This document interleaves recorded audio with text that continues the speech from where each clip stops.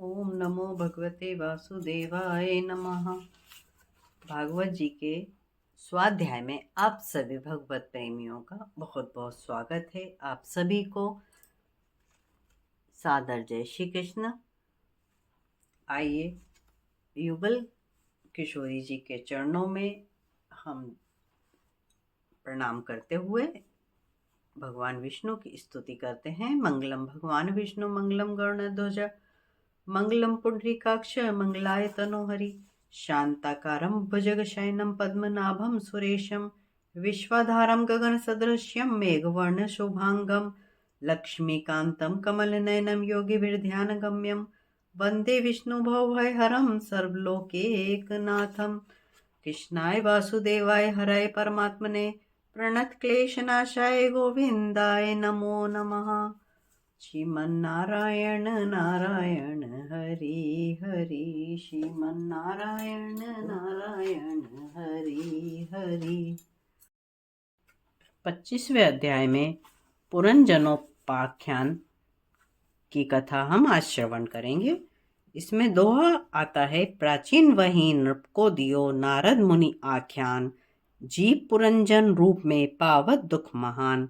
श्री मैत्रेय जी बोले, हे विदुर जी, भगवान शंकर के द्वारा उपदेश प्राप्त करके उन प्रेचताओं ने 10 सहस्त्र वर्ष जल में खड़े होकर तपस्या की। उधर एक दिन राजा प्राचीन वाही के पास नारद जी गए और उन्होंने आध्यात्म विद्या का उपदेश किया। नारद जी ने कहा, हे राजन, तुमको यह यज्ञादिक करते हो उससे कोई लाभ नहीं है। यह तो केवल स्वर्ग की प्राप्ति का साधन है, किंतु कर्म बंधन से मुक्ति का साधन नहीं है। तुमने हजारों पशु यज्ञ में बलि दिए हैं, वे सब आकाश में तुम्हारी मृत्यु का अवसर देख रहे हैं। तुम्हारी मृत्यु होने पर वे अपने लोहे के सींगों से तुम्हें छेदेंगे। इस विषय में मैं तुम्हें एक प्राचीन पुरंजनों उपाख्यान सुनाता हूँ। प्राचीन काल में पुरंजन नाम का एक राजा था। अविज्ञात उसका मित्र था। उस पुरंजन राजा के सभी कार्य बड़े रहस्यमय होते थे। वह पृथ्वी पर घूम घूम कर अपने रहने योग्य स्थान खोजने लगा। उसको भोग भोगने की इच्छा थी। उसे अपने योग्य कोई स्थान ना मिला। उसने एक दिन हिमालय पर्वत के दक्षिणी प्रांत आर्यावर्त में 9 द्वारों का एक नगर देखा।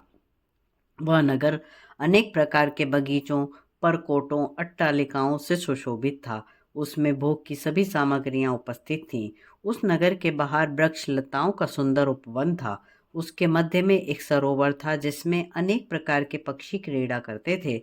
राजा पुरंजन ने देववश वहां एक सुंदरी को देखा।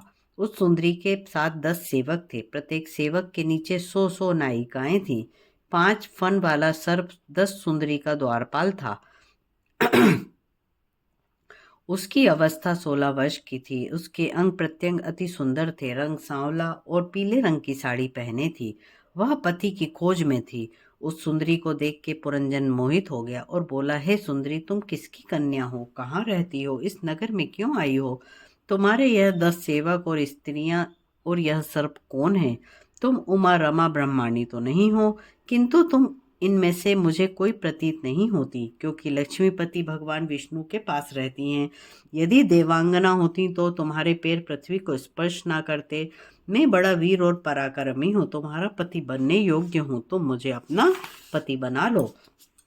नारद जी बोले, राजा पुरंजन के ऐसे वचन सुनकर रमणी अति मोहित हुई और बोली, हे नरोत्तम, हमारे उत्पत्तिकर्ता का हमें पता नहीं है और ना हमें अपने नाम गोत्र का पता है। इस पुरी के अतिरिक्त हमें और कुछ पता नहीं है। यह पुरुष मेरे मित्र और ये स्त्रियां मेरी सखियां हैं। यह सर्प हमारी पुरी का रक्षक है। ये नरश्रेष्ठ, आपका कल्याण हो। आपको विषय भोगों की इच्छा है तो इसकी पूर्ति के लिए मैं और मेरे सेवक प्रस्तुत हैं। आप इस पुरी में 100 वर्ष तक निवास कीजिए। मैं आपके साथ रमण करूंगी। ये सन्यासी ब्रह्मचारी लोग विषय भोगों को नहीं जानते। अर्थ, धर्म, काम, मोक्ष का दाता यह गृहस्थाश्रम ही है। मेरी जैसी स्त्री आपको प्राप्त नहीं हो सकती।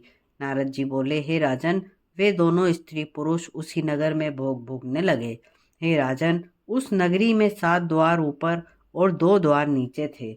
इनमें 5 पूर्व की ओर, एक दक्षिण की ओर, एक उत्तर की ओर, 2 पश्चिम की ओर। राजा पुरंजन अपने सेवक बिशुचिन के साथ जब अंतःपुर में जाता तो वहां स्त्री पुत्रादि के मोह में बड़ा आनंद प्राप्त करता। वह कामासक्त होकर उस रमणी के जाल में फंसा रहता। मदरा पान गाना बजाना हंसना खेलना सभी कार्य में दोनों अति आनंद लेते थे। जब उसकी पत्नी शोकाकुल हो जाती थी तो वह भी दुखी होकर रोने लगता था। इस प्रकार वह स्त्री के वशीभूत ही उसी की आज्ञा का पालन करता था। इस प्रकार 25वां अध्याय समाप्त होता है। 26वें अध्याय में राजा पुरंजन का वन में शिकार खेलने जाना और रानी का क्रोधित होने की कथा हम श्रवण। कर्पूर गौरम कर्णावतारम संसार सारम भुजगेन्द्रहारम सदा वसंतम हृदयारविंदे भवम भवानी सहितम नमामि। आप सभी भगवत प्रेमियों को भागवत कथा सुनने के लिए, श्रवण करने के लिए बहुत बहुत धन्यवाद और सादर जय श्री कृष्ण।